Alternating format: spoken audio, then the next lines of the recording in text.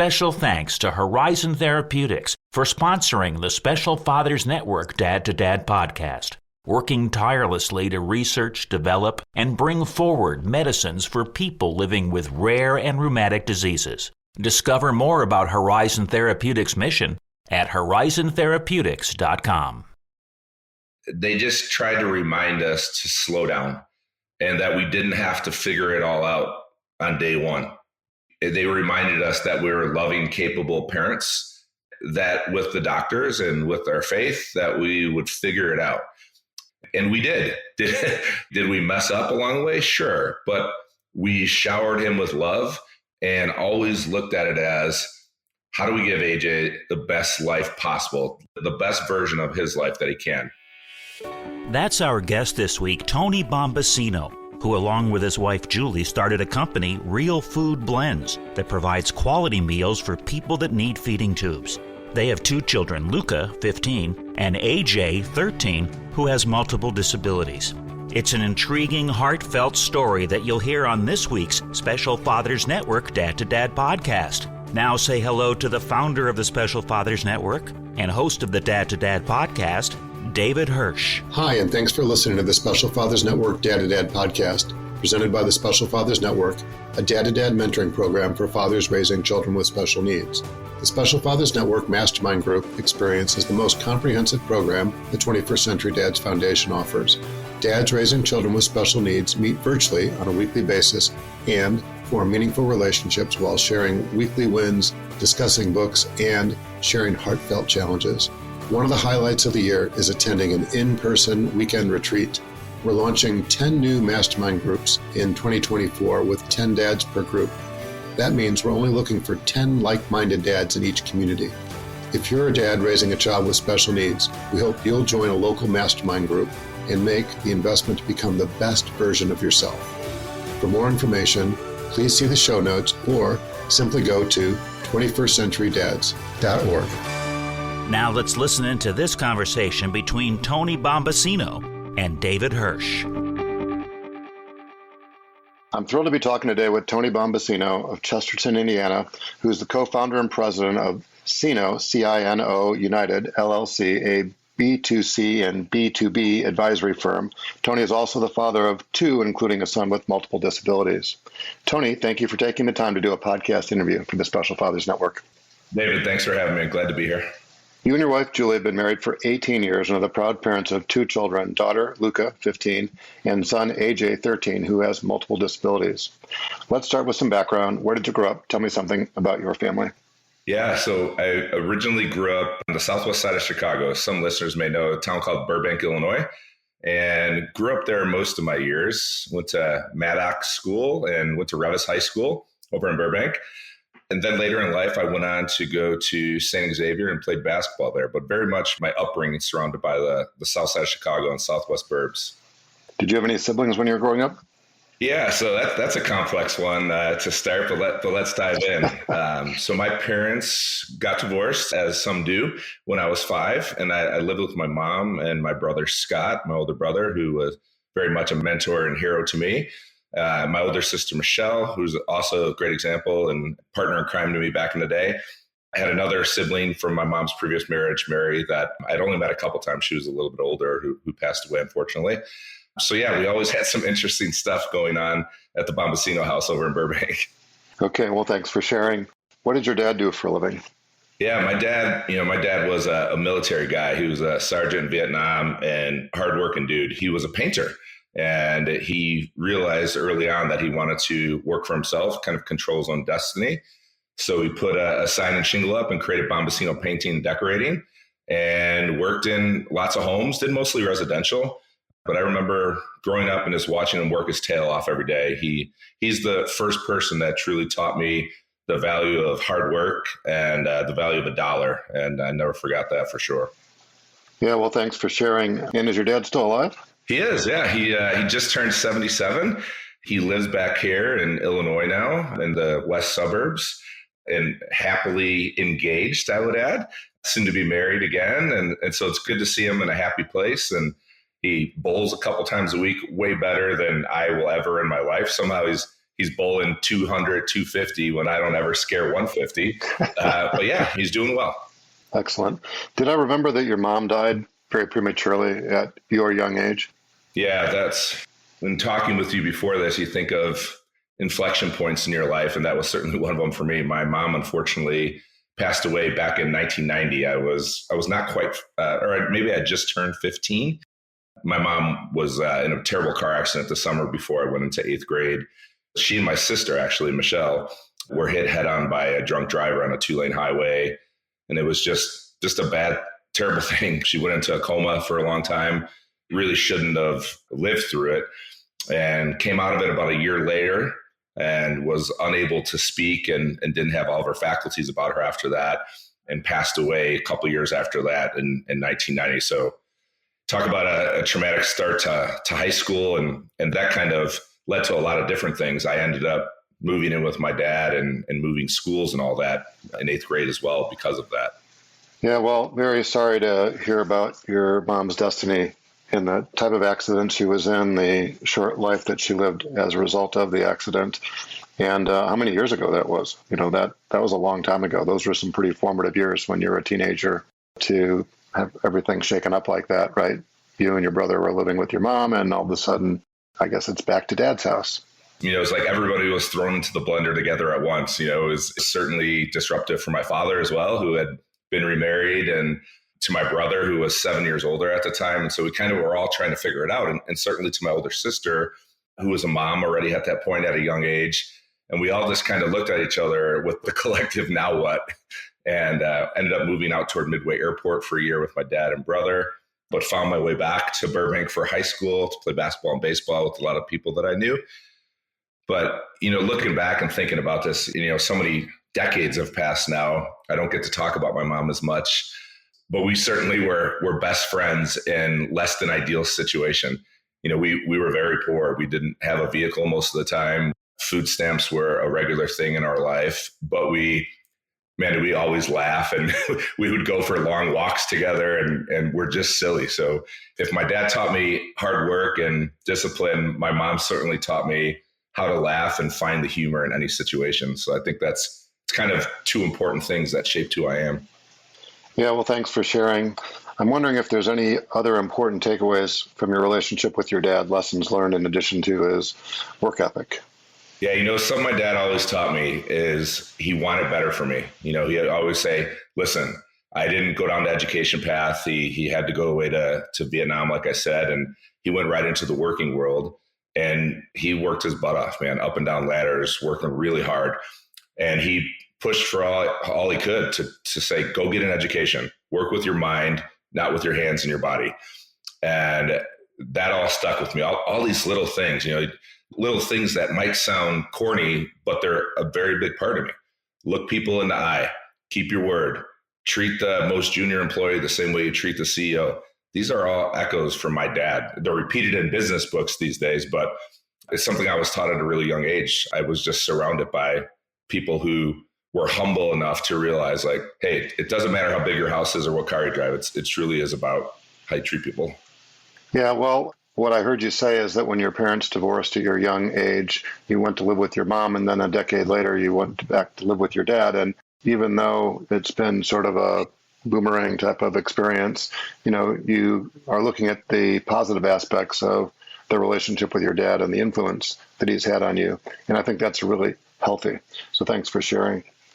So I'm thinking about other father figures, and I'm wondering what, if any, influence your grandfathers played.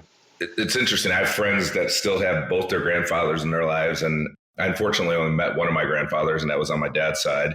And again, I come from a big Italian family. Last name Bombacino, can't kind of escape that. So food and family and fun were always kind of important to us. And my grandfather was definitely at the center of that when I was younger. He unfortunately passed away not too long after my mom as well. My mom, my grandma, and my grandpa actually passed away all within a year of each other.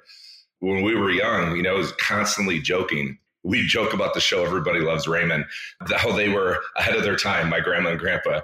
Just, teasing, but again, going back to family and showing up and making memories together.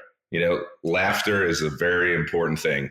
And I remember that with him is he made us laugh. Sometimes maybe jokes weren't necessarily appropriate for the kids at the time, but because I remember with him cooking, laughing, and just enjoying time together. It could be sitting on the front porch, or it could have been a Christmas Eve celebration.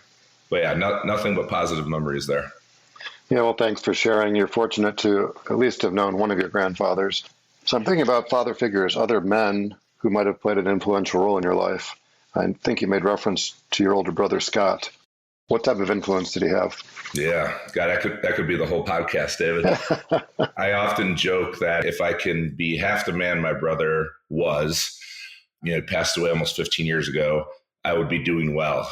Scott was one of those rare people that everybody liked, not because he was fake, but because he was just so genuine.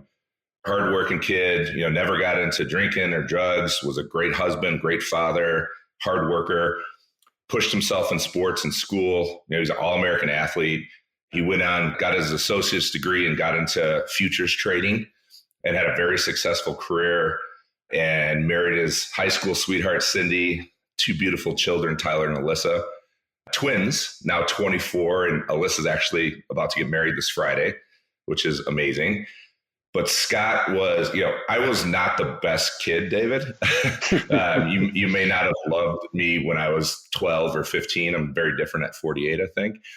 But Scott was always there for me, always had my back, always pushed me to be a better version of myself. And sports was always there. Even though family unit was, less than stable a lot of the times, I was pretty good at basketball and baseball, and so was he. And we bonded over that. So he pushed me to do the right things in the classroom, so I was able to go enjoy sports. Even though he was 7 years older, he always let me tag along. He always took me to the beach in the summer to play sand volleyball. He would always teach me lessons, and he never celebrated the wrong stuff and always highlighted the good stuff. Of course, I have bias. He was my big brother, but I reflect back on some of the people speaking at his services, and, he was like that to everybody he worked with, everybody that met him. And to the very end, unfortunately, he lost his battle with cancer, but he showed me bravery through all that. He was still worried about how everybody else was doing as he was going through cancer treatment. So Scott, and he's also funny, he's a good looking and shaped kid and had a great sense of humor and loved the bus chops and mix it up. And I love that too. So yeah, I miss him every day. He was awesome. Yeah, well, thanks for sharing. Very sorry again that you lost somebody that you were very close to, your mom and then your brother 15 years ago. So that was about the same time you were becoming a father, right, for the first time. It was the exact time. Yeah. My daughter, Luca, was born at the end of 2008. And that was right before that I found out he had gotten cancer again. He was only 40 years old when he passed away, David, and he had actually gotten colon cancer when he was 33 and beat it the first time with some surgery and chemo, came back 6 years later and took his life in August of 2009. And then I became a dad shortly before that. And one of my last memories is he showed up at my daughter's christening and he was sick. He was sick from the chemo and he was there, man. He always showed up. Right. So one of the things he taught me is always show up. Yeah, well, there's the importance of being present, right? I think that's the most important thing we can do, not only as dads for our children, husbands to our wives, but for those that we're close to, right? Family and friends, for that matter, is just to be present, even if it's not convenient, to make that extra effort and demonstrate your level of commitment. So again, very sorry to hear that your brother Scott passed away, but you were very fortunate to have another positive adult male role model like that in your life. Anybody else that comes to mind that played an important role in your life? Man, I am the ultimate it takes a village. People who've known me a long time will say, hey, you've been through some pretty tough stuff, whether it's losing loved ones or, growing up in a less than ideal way in some cases. But then I'll say that might be true, but if you know me now and you look back, you'll realize that I've always had a village around me, and maybe not deserving sometimes, but starting with coaches and teachers. And that goes to say a lot for coaches and teachers out there, because I think lots of people can say that. But when I moved, going back to when my mom got in that car accident, David, I moved about 20 minutes away, but it was a whole nother world. I had gone to the same school from kindergarten to 7th grade. And then all of a sudden I went to 8th grade at a totally different school with kids who had grown up together. I joined their basketball team, maybe took somebody's spot. I was the new kid, knew nothing, had no history with any of them. And it was rough. I was scared. And all the while, my mom was still in a coma, and I didn't know what the outcome was going to be there at that time. And I had a teacher by the name of Mr. Fornitar, Paul Fornitar, who unfortunately has passed away recently. But he was an English teacher, but also a basketball coach. He saw something in me, I guess, and put me in gifted classes and started to speak to me after basketball practices and just guided me. You know, he guided me through it, had my back, and wouldn't let me fail and wouldn't let me give up. He taught me to expect more out of myself. You know, some of those moments in life where he wanted to say quite bluntly, screw it, I don't want to deal with this. And he wasn't having it. You know, so you got my hardworking dad, you got my brother who's a stand-up guy showing up, and you got people like him. And that kind of pushed forward into high school, where I had other coaches. You know, names that pop up are guys like Tim Smith and Jim Tracy. Jim was my varsity basketball coach my senior year, who very much was instrumental in helping me get a college scholarship to St. Xavier in Chicago. And Terry Brown, who, God love him, once handed me an envelope my freshman year in high school, a sealed envelope. And he said, "Don't open this until you're ready, Bombacino." And he kind of wrote me a pretty blunt one-page note saying, "What the heck are you doing? You're hanging out with the wrong people. You're doing all the wrong crap. You got all this potential, and you're going to throw it all away. We believe in you, and you need to believe in yourself." Still, like, I was 14 years old when he wrote me, you know, just bam, smack in the face in a good way. And through college, you know, my assistant basketball coach was also the head of resident life. He let me stay in the dorms all year long. Didn't want to go down there, so I stayed in the dorms all year long. Billy Ehart, he helped with that. And the last one that, you know, that came to mind, I think we talked about this a little bit, was a guy by the name of Father Charles Niblick, who was instrumental in helping me. I had him for a religion class. He saw that I needed to make a little extra money and introduced me to a pal of his who was a bishop, but who had some special needs later in life. And he knew some of my background, and we just became pals. My dad moved to Tennessee a few weeks after I started college, and I knew nobody there. And I had a crossroads in my life. And so all these were stairs and guardrails, I guess, you know, to keep me going. Because sometimes when it's just your brother or just your dad, you don't want to listen maybe. And I always had people that had my back. And I'm not even yet mentioning my close friends, who I've got friends now 30, 40 years, David. My friend Gary, my friend Dominic, my friend Steve. These are people that are equal parts friend, brother, father, mentor to me. I don't know what my life would be like without them. Yeah, well, I think of people like the ones that you mentioned, Gary, Steve, Father Charles Niblick, Paul Fornitar, et cetera, as being the angels in our lives. You know, maybe you don't know it at the time, but you can look back and say, if it wasn't for them, I might not be where I am today. So you're very fortunate to be able to count them as the pillars or guardrails in your own verbiage in your life. Without a doubt, I 100% lean on them. So my recollection was that you took a marketing degree from St. Xavier, and then a few years later, you took a master's in direct marketing from Mercy University. And where did your career start, and then how have you gotten to where you are? Yeah, sure. So that's, you know, the education part of it, always certainly important. But believe it or not, I kind of always had like a techie mindset, and I thought I wanted to be a computer science major. And I realized early on, probably because of my sister-in-law, Cindy, who was in the marketing world, my brother Scott's wife, that I was really interested in marketing and business strategy. So it wasn't about writing the computer programs being the end game. It was what I could do with tech and data.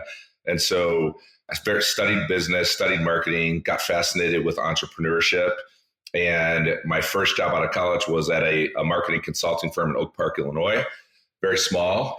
But my first customer was Discover Card, and worked on some really interesting projects and challenges, and parlayed that into working at Anderson Consulting, working on some digital marketing and advertising stuff. So I was very fortunate to get into digital marketing advertising very early on, and cut my teeth at some great companies like Anderson and then United Airlines. I had a chance to work in the digital ad department of United, and kind of just going from there. But the important step along the way was when I was at Anderson, I was thinking about, hey, you know what? Maybe I'm going to go back and get my MBA, because a guy like me didn't have a lot of people that went to college in his family and didn't really have a business network yet.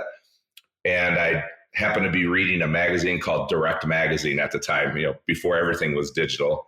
And I found this program in Dobbs Ferry, New York, Mercy College, and they were one of the first to utilize online distance learning. Again, one of those game changers. And it really rounded out how I thought about business and strategy, and parlayed that into the rest of my career. That's fabulous. And you had a business that you sold, Real Food Brands. What was that all about? Yes. So Real Food Blends. So Real Food Blends is another one of those things that, if you would have met me when I was younger and said that I was going to be running a specialized food company with my wife for people with feeding tubes, you don't see that into the future. So, after my early career, my wife and I actually both became heads of marketing. I met my wife, Julie, at United Airlines while we were both working there back in 2003, believe it or not. And when my son was born, we thought everything was typical. He was a breastfed kid. He came from the hospital in 2 days. And then when he was 6 months old, he had a 45-minute seizure out of the clear blue. And we didn't know what the heck was going on. That led us to a brain MRI, misdiagnoses, scary diagnoses. And all of a sudden we were being told, your son is never going to talk or walk, and all these scary things.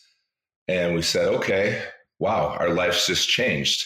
All the while we had our daughter, Luca, already, who was about a couple years old. And we weren't sure what to expect. He was in the hospital for about a week. He kept having seizures every couple of days. And then all of a sudden, about 4 weeks later, we realized he was kind of like eating slowly. And we went in and had a swallow study on a Friday in Chicago at one of the great hospitals. And he failed it miserably. And they said he needs a feeding tube immediately. He's aspirating into his lungs. So that was the beginning. That moment in time was the beginning of Real Food Blends. My son started to need a G tube and feeding tube for all of his nutrition right after that moment, when he was about 9 months old.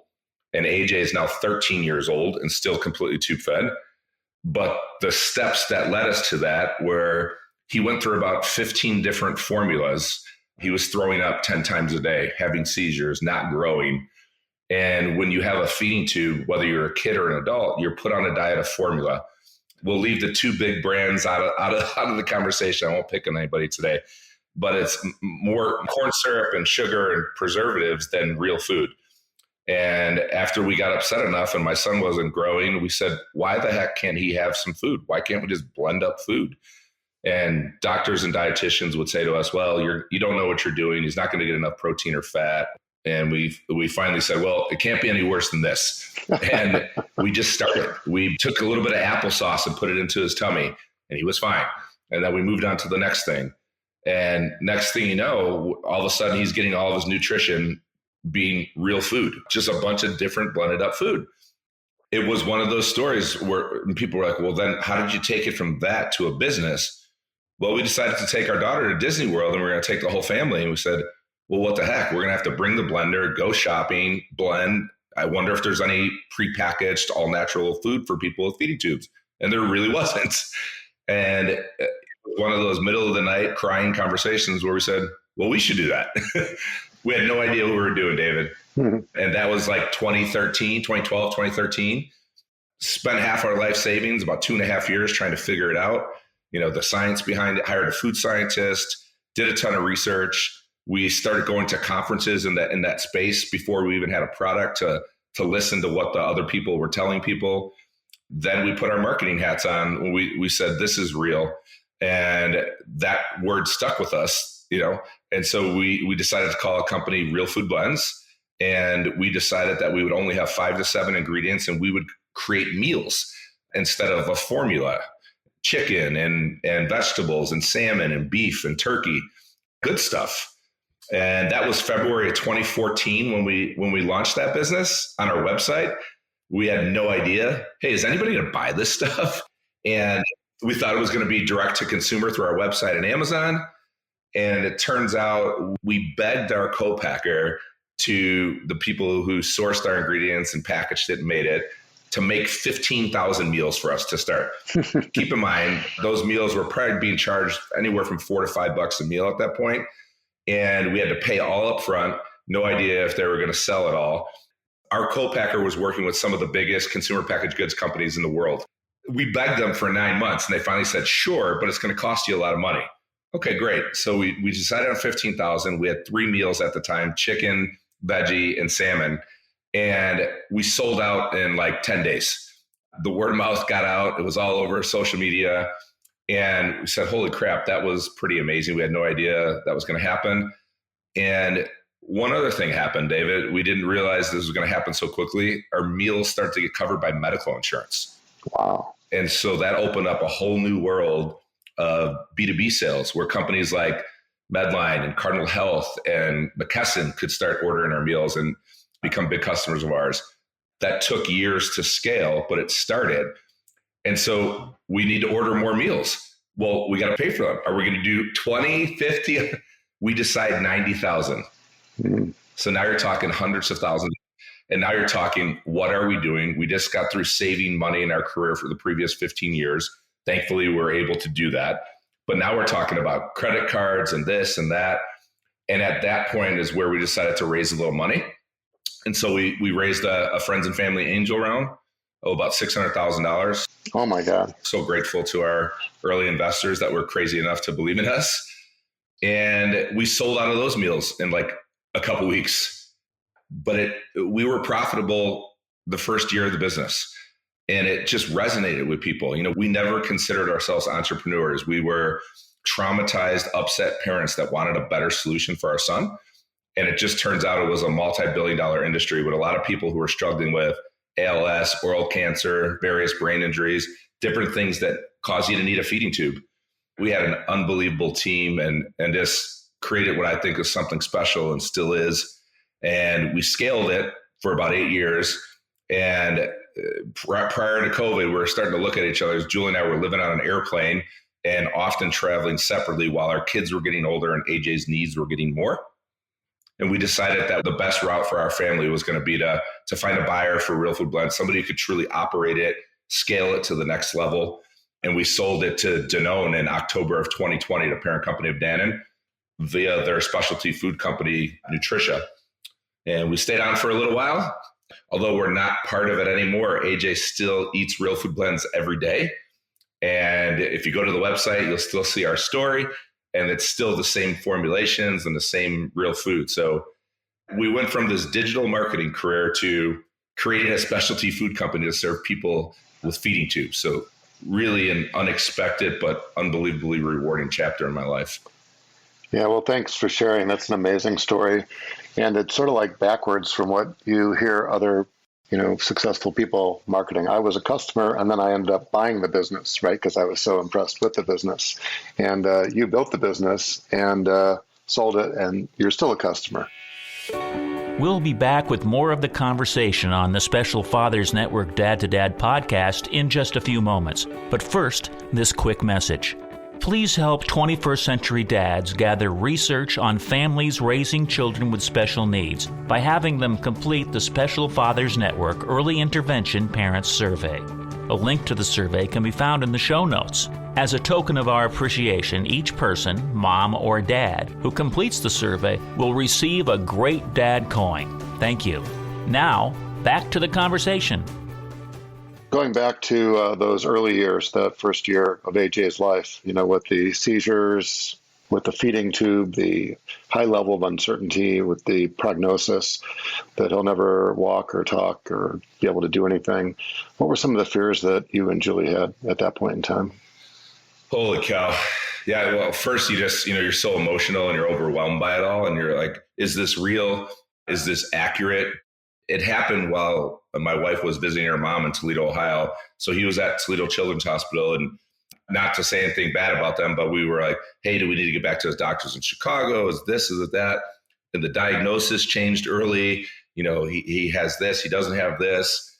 The main question was, how are we going to do this? What does this mean?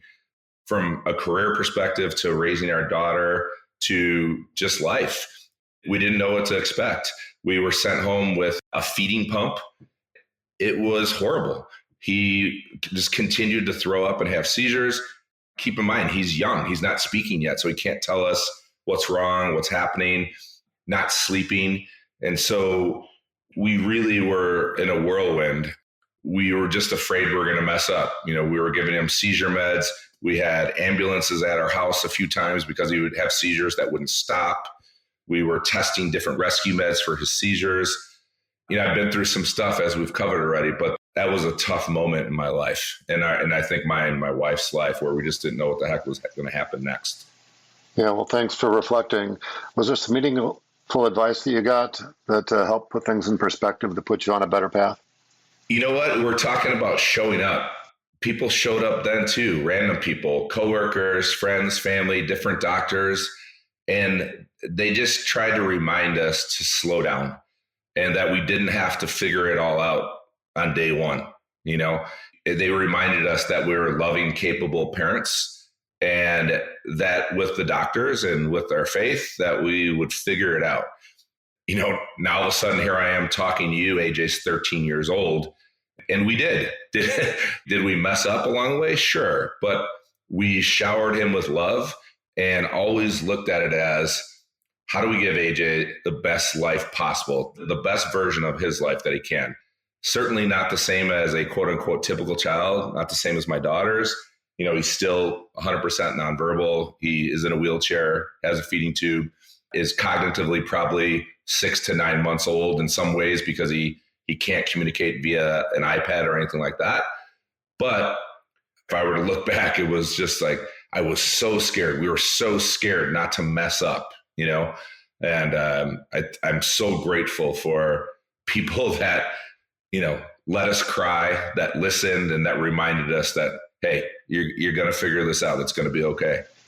Yeah, well, thanks for sharing. I'm sort of curious to know what impact AJ's situation's had on your marriage, his older sister, and your extended family, for that matter. None at all. No. What are you talking about? Right, yeah. Oh, my goodness. The answer is in all ways, all the time. At the beginning, it's, you want to bond together as a parent and as a spouse. But keep in mind, I still had an active career going, which I ended up leaving a job not too long after AJ started going through all this stuff. And we tried to focus at home. So it impacted our marriage, our parenting style, our careers, everything. But, once you get through the shock of it all and the fear of it all, you realize that you become a stronger family unit if you let yourself. My daughter at 15 years old is a better person than maybe I'll ever be. She's just seen a lot, heard a lot. She's seen mom and dad as entrepreneurs, mom and dad as caring parents in the middle of the night. She watched us give her little brother rescue meds as he was having a seizure on our living room floor. She rubbed his head while it's happening, So all these good things happen, but there was moments, David, where you also can become your worst enemy when you're in the same house with each other. How could this be happening? And you don't understand. And everyone processes grief differently too, right? Including spouses. As you know, I lost my brother at, just a little time before that. And we were navigating life in general, just as younger people in our careers and parents. And then all of a sudden you throw this in, and yeah, many sleepless nights, many times what are we doing? Is this the right thing? And then all of a sudden we said, why don't we start a company together? And so AJ's challenges in our business bound us together. It gave us an extra layer of purpose that I didn't know I needed, but I did. And I think it's changed us all forever. I think myself, my wife, and my daughter would be maybe not very different, but we'd certainly be different people if we didn't go down this path. Yeah, well, thanks for sharing. And, it is remarkable that you could take the tragedy, if you want to call it that, the challenges that AJ's health has not only provided him, but your family, and see the positive, right? The silver lining that's occurred. I have this image in my mind of you as a hurdler, and you keep jumping over these hurdles, these life hurdles, losing your mom, losing your brother, your son's diagnosis, the craziness that, goes along with starting a business, which is usually not a straight line. And it's like a high wire act, right? There's leverage involved, you're betting the farm, and, you've got to thrive on the uncertainty, right? I think, to put it all in perspective. So thanks for sharing. Thank you. So I'm thinking about supporting organizations, and I'm wondering what organization or organizations come to mind that have played an influential role in either AJ's life and or your family's life. Yeah, I appreciate that. Again, going back to all the people you depended on along the way, there's two that certainly come to mind, and I'm sure there's more, but there's an organization called Jacob's Ladder here local out near Chesterton, Indiana, where I live now, and we're about an hour from Chicago, founded by great parents who had children with special needs. And they saw the great need that parents with special needs that don't necessarily have the financial support or stability they need have for care of their kids when they go to work or after school or anytime, both in the home and at their facility. It could be speech, it could be fine motor skills, all these things that you take for granted with your typical children. And the support they have given to thousands and thousands of families is unbelievable. And my son benefited from that for many years. The therapists would come in and treat AJ like one of their kids, and we would work on little milestones. It might be better eye contact. It might be sitting up better. It might be giving a meaningful high five, the smallest things that mean the world to parents like us. And Jacob's Ladder continues to be there. I joined the board many years ago and got a chance firsthand to help them grow and raise money, serve more people. And so I'm super proud of them and that. Marianne Frigo and her family and the people who started that are just an unbelievable organization. I'm not as active with them as before. That's nothing to do with my love or gratitude for them. I'm just way more involved with something called a Rosie Place now. And a Rosie Place for Children is in South Bend, Indiana, about an hour from me. And it's a respite house. Basically, we call it like camp for kids like AJ and kids that are much more complex than my son. A place for kids that don't have a lot of places to go. Our kids aren't getting invited to birthday parties, aren't playing youth sports. And it could be lonely. And the parents of kids like this often don't get a break. They have other kids that maybe they can't spend one-on-one time with, they can't travel with, or just go out to dinner. And we came across a Rosie Place 7 or 8 years ago. And I went and met Teal Bishop, who's the founder and CEO. And I walked through a Rosie Place, and I knew I was in a special place from the moment I walked in there. You walk in and there's a big fish tank and there's a media room, and all the rooms have beautiful murals on them and they're all themed differently.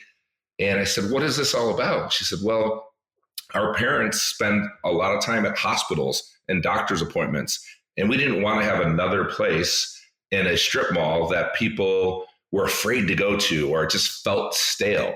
We wanted the parents and families and the kids to be excited to come here. And it's staffed like a hospital by amazing people and nurses. It's just unbelievable. My son was just there for a few days, not a couple of weeks back. It's hard to put words to it. We just had our annual golf outing this past Monday, and you meet people and you hear, why are you here? How are you connected to a Rosie Place? And sure, some of them have kids with special needs, but some of them are just pillars in their community that want to help and people that care. So Rosie Place is super special to me. I've been on the board there for about 1.5 years. And I would say if anybody knows anybody that has a loved one or a friend with special needs that falls into the under 18 category, they should reach out and or they could check out arosieplace.org, and you'll see all the good stuff they're doing. It's just a special place. Yeah, well, I'll be sure to include information on both those programs in the show notes. So it'll make it as easy as possible for somebody to educate themselves. So I also remember you sharing with me that you did a blog for a number of years. This is under the banner of Real Food Blends. And I'm wondering if you could just reflect on why you did that and what impact that it had.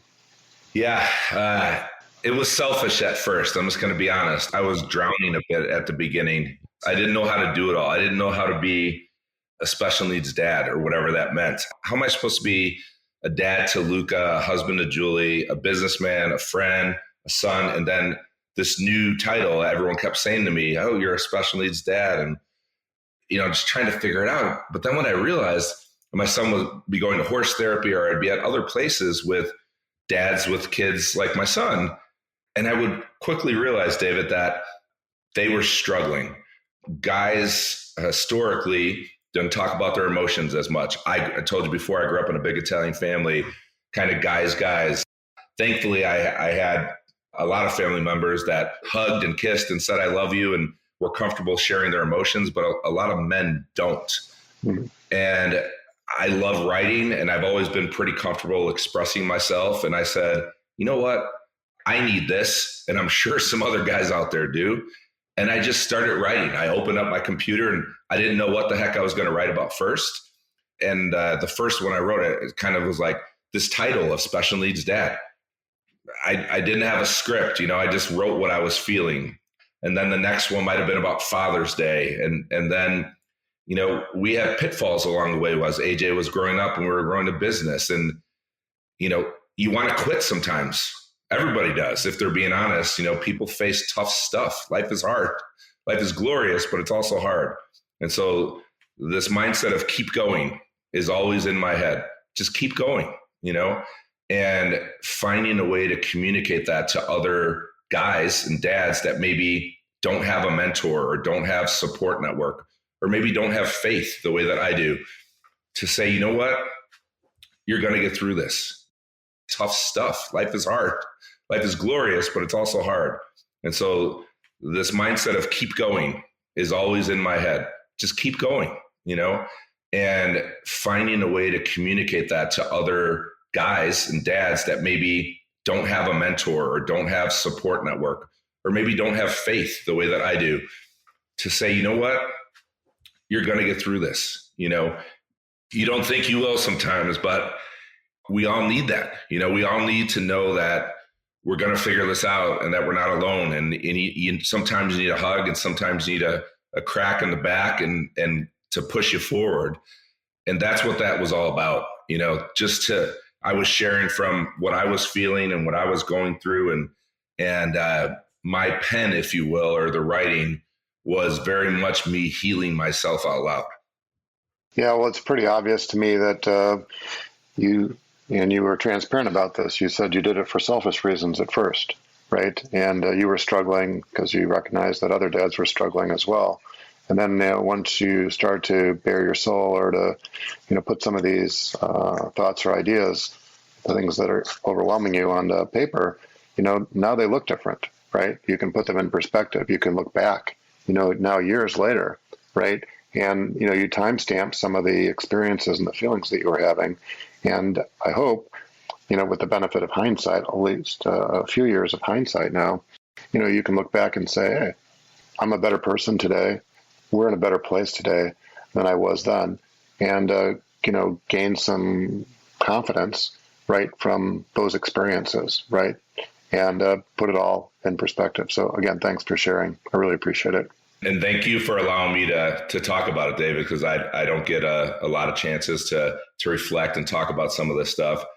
But it truly is a timestamp. And what I also remember is that it's somebody else's day one.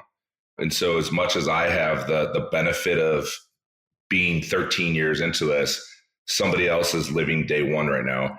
Whether it's a young kid in their career or it's a special needs father, that's what drives me. Is it feels pretty great to be able to help somebody else find their way. Absolutely. So I'm sort of curious to know what role spirituality has played on your journey. A big one. And I would say it's played a bigger one at different phases in my life, at the beginning of my life and right now the most. Growing up, I didn't have faith in a lot of things. Some people in my life kind of let me down, and I had some tough stuff going. But I was that kid that, for some reason, I grew up Catholic, first of all, and I was a kid that went to church by myself. I went to Bible study in the summer and go play kickball and learn about God and faith. And I got away from it a little bit for various reasons that don't need to get into, but I always kept my internal faith even when I wasn't going to mass. I'm a guy that prays multiple times per day, not just in bad times, but in good. And, none of us really know. And I've always had the mindset of I lean on that all the time. And I have one good friend by the name of Dominic Longo, who is a little bit older than me, but we've been pals for 25 years. We met at United Airlines as well. And he is a walking example of living a faith life. Great dad, great husband, great person. He's the guy that was praying by my brother's bedside during his last days. And he's a guy that's been patient with me as he's tried to, get me to connect with my faith more for 2 decades. But he's been very instrumental in me in finding that. And that's where I find myself today. I very much lean on my faith daily, and it centers me, and I close my eyes and center myself. I have a familiar prayer that I say a few times a day, and I try to walk the walk. Yeah, well, thanks for sharing, and I appreciate your being outspoken about your faith. I'm thinking about advice now, and I'm wondering what advice you can share with parents, maybe specifically dads, who find themselves at the beginning of that journey, the journey that you were describing about, being somebody's first day or first month, first year for that matter. Yeah, a couple things come to mind. The word advice is always tricky to me, but I try to share not necessarily advice, but what's worked for me, or maybe some things to reflect on that might work for somebody else. And the first thing is to realize that you're more prepared than you think you are. And what I mean by that is we're all trying to figure it out. Whether you're a dad of a typical child, dad of a special needs child, and no matter what your financial status is or your background, I think I wrote in one of my blogs, you got to find a way to cut yourself some slack and not just be your worst enemy, right? And another thing is find somebody. People say find your tribe, find a friend, find a mentor, whoever it is for you. It doesn't have to be somebody in the church. It could be anybody at work or an old friend. You got to find somebody to connect with and talk about this stuff, because I see so many of my friends suffer in silence, and it's heartbreaking, really. And I think shame goes into it. Fear goes into it. It's the same things we see with people who struggle with addiction or losing their jobs or other things. It's a very similar feeling, I think, having lived it myself, when you're the parent of a kid with special needs, especially as they get older, because all of a sudden people are staring at you and you're like, what the hell's going on here? How this is my life now. There's a lot wrapped up in it. So we all need somebody. And I think the third thing is to try really hard to not compare your kids to other kids and compare your lives to other people's lives. I struggled with this for a long time at the beginning, and I still do a little bit here and there now. I have friends that have 12, 13, 14-year-old boys that are in baseball and soccer and basketball. And, it's a tough dose of reality to realize I'm not at those games. AJ's not going to be that. And if you sit there and focus on that, you're going to just hurt yourself. You got to find a way to realize and be happy for your friends, and find a way to be happy helping your child live your child's best life. And it's easier said than done, but that is what I think about now. I don't think about, hey, AJ can't play baseball or basketball. I think, holy crap, when I came home yesterday, AJ heard my voice and he butt scooted across the house and gave me the biggest hug and gave me like 20 high fives, right? And I don't take that for granted because that wasn't guaranteed with him, So you got to find, sounds cliche, you have to find the joy even in the crappiest situations. Yeah, well, I think what I heard you saying there at the end was you have to celebrate the small victories, right? As opposed to like people might typically think about celebrating victories. I heard you also say that don't compare yourself to others. There's this phrase that you've probably heard often, which is comparison is the thief of joy. That's right. You can have a perfectly happy life and, don't get distracted by what others might be doing or saying or thinking for that matter. And I think your point earlier about finding at least someone, if not a group of like-minded dads, right? So that you realize that you're not doing this alone. And you said not to suffer in silence, which is, really, really, really important. And then, the reality is you don't know what you don't know, but, most of us have what it takes to be parents. You might not realize it at the time because you haven't been through the experience, but hopefully you look back and say, hey, we might not have made 100% of the right decisions, but, we got most of the decisions right. And if, like you were saying earlier, if you love your child, right, if you're present, right, that's 90% of the battle. Yep. I don't want to say the rest of it is just details, but, that's something you just need to, stay focused about. So I'm sort of curious to know, why have you agreed to be a mentor father as part of the Special Fathers Network? A lot of different reasons. We just met recently, David, but the call we had last week really resonated with me. And sometimes you meet somebody and they remind you that there's no reason why you're not doing something already or making a bigger impact. And we talk about things, all of us talk about, I should do this more, I should do that more. And I'm at a place in my life and phase in my life where I can do more and I want to do more. And I was just really moved with everything you've done and your example of being humble enough and empathetic enough to look at people that need an extra hand maybe. And I'm the same way. I can't possibly remember and count all the people that have been there for me along the way. And I'm a firm believer in being a mentor and being a guide for other people that just need a little bit of help. And like I said, going back to the blog, in many selfish ways, it's just helping me as well. Yeah, well, we're thrilled to have you. Thank you for being part of the network. Is there anything else you'd like to say before we wrap up? I'm excited. I'm excited to get involved in what you're doing and having a bigger impact. It's pretty awesome when people get together for the right reasons and a big mission, what you can accomplish. I've seen it in a number of occasions in my life. And I appreciate you giving me the platform to talk about my somewhat crazy life story and business and family. I'm a pretty blessed, lucky guy.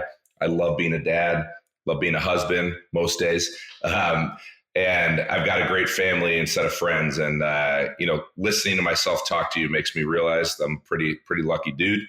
And I'm excited to keep going and keep writing this story. Yeah, well, thanks for sharing. So let's give a special shout out to my longtime friend, Jim Mullen, a disabled Chicago police officer and podcast dad, episode number 215, for helping connect us. Amen. Jim's the best, and so grateful he made this connection. If somebody wants to learn more about your work or to contact you, what's the best way to do so?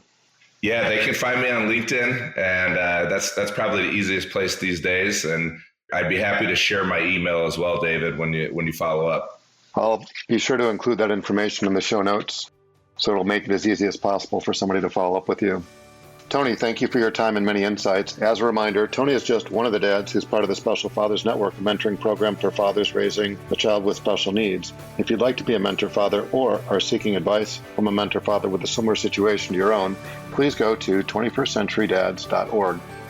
Thank you for listening to the latest episode of the Special Fathers Network Dad to Dad podcast. I hope you enjoyed the conversation as much as I did. As you probably know, the 21st Century Dads Foundation is a 501c3 not-for-profit organization, which means we need your help to keep our content free to all concerned. Would you please consider making a tax-deductible contribution? I would really appreciate your support. Tony, thanks again. David, thank you. Take care. And thank you for listening to the Special Fathers Network Dad to Dad podcast. The Special Fathers Network is a dad-to-dad mentoring program for fathers raising children with special needs. Through our personalized matching process, new fathers with special needs children match up with mentor fathers in a similar situation. It's a great way for dads to support other dads. To find out more, go to 21stcenturydads.org. And if you're a dad looking for help or would like to offer help, we would be honored to have you join our closed Facebook group. Please go to facebook.com/groups and search Dad to Dad. Lastly, we're always looking to share interesting stories. If you'd like to share your story or know of a compelling story, please send an email to david@21stcenturydads.org. The Special Fathers Network Dad to Dad podcast was produced by me, Tom Couch. Thanks again to Horizon Therapeutics, who believe that science and compassion must work together to transform lives. That's why they work tirelessly to research, develop, and bring forward medicines for people living with rare and rheumatic diseases. Discover more about Horizon Therapeutics at horizontherapeutics.com.